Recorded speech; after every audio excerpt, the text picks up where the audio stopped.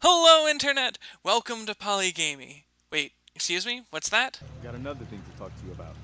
I've gotten word about a settlement that's being threatened by raiders. My name is Alex, and in our last episode, I was talking a little bit about games that either did polyamory wrong or skirted the issue in kind of a really bad way. Today, I'd like to talk about the games that actually do polyamory, even if they don't necessarily do it in the best way. But before I get into those, I'd like to give a quick shout out to Nitro9A over on Nexus Mods, who made a very simple mod for Dragon Age Origins, where the player can get in multiple relationships. The mod is called Polyamory, and really all it does is remove the lines of dialogue where characters get jealous about one another, and I think maybe adds in a few lines of dialogue just kind of cobbled together from other existing dialogue files. It's nothing huge, it's not gonna change the way you play the game unless you actively want polyamory in your character, in which case it'll be wonderful. I definitely suggest checking it out. Just seem natural and right. Like there is no other way to feel. So originally when I decided on the games that I'm gonna be looking at, I had found them as a list of suggestions from a friend of mine. But what I actually found was a little bit disappointing. The games that were suggested were Neverwinter Nights, Hordes of the Underdark, Overlord 2, and Star Wars The Old Republic. Two of those titles only actually include polyamory as part of a glitch, it would seem, those being Star Wars The Old Republic and Neverwinter Nights. And then we get Overlord 2, which has a very deep and involved romancing system that includes things like buying one of your three mistresses a riding wolf, Who knew you'd go on to find good taste with... That's just perfect buying one of your three mistresses a bed, for me.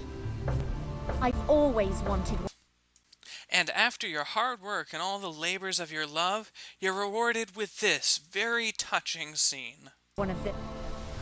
We've had a little talk, and we think that we can get along. At least for the next, 30 minutes? Maybe an hour, if you keep us company. So romantic. To be completely honest, this was getting a little disheartening. I started to kind of feel like Phoenix Wright Ace Attorney might be the only game out there which actually had a real mention of polyamory, and we all kind of know how that goes. But then I started to hear rumors of Fallout 4 having polyamory in it, which I was really excited about as a longtime fan of the Fallout series. Now, I can't personally afford the game and a new system, I just don't have that kind of money right now, but I started to look it up, started to watch videos on the internet. There wasn't a whole lot of mention of it until I watched a YouTuber named Jim Sterling, and that's when it was confirmed. That is when I had it confirmed 100% that polyamory was indeed in Fallout 4. It wasn't just a off-the-side mention in some comment on a forum. This was somebody talking about it and showing that it can happen in-game. For those of you who'd like to see it, I can put a link of Jim Sterling's video down below. That way you can check out what he has to say. But apparently, they did this in a really amazing way that's not even that revolutionary. They simply did not do the extra work to make it so that your partners got jealous.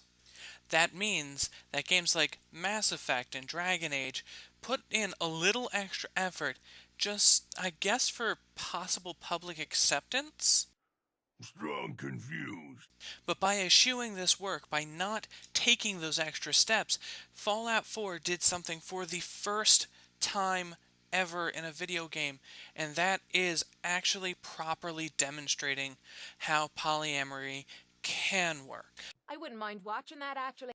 For those of you who have watched my previous videos, you may be familiar with the term relationship anarchy. Fallout 4 is a great example of how relationship anarchy could work, with one minor exception, and that is to say that the character never actually approaches the idea of polyamory with any of their individual partners.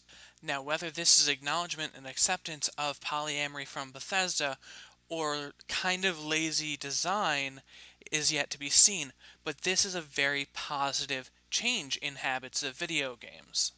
Moving forward, if we could replace those lines of rejection dialogue with perhaps mentions of polyamory or getting into multiple relationships, that would be wonderful.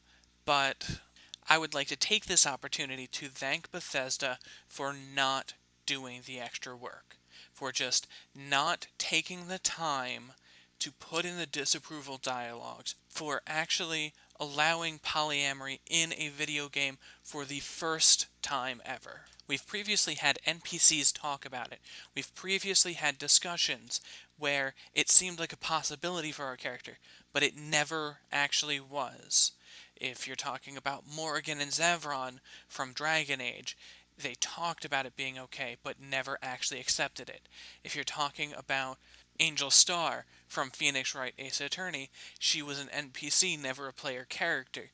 These are very important details, and allowing players to experience polyamory for the first time in a video game is a very positive step forward. So Bethesda and Todd Howard and everyone in your design team, thank you. As previously stated, moving forward, we need to start adding in dialogue about having multiple relationships, about polyamory, about the characters' feelings and the players' feelings on it, having characters with different opinions on whether or not they're willing to get into relationships with multiple people or get into relationships with specific other characters. These would be wonderful advancements and great steps forward. But that's all I have time for today. But before I go, I just want to ask, what steps forward do you want to see taken as far as relationships in video games? Leave a comment down below. If you like this video, don't forget to hit that like button. Don't forget to subscribe for more videos every week. And as always, this is Alex with Polygamey. Love you and goodbye.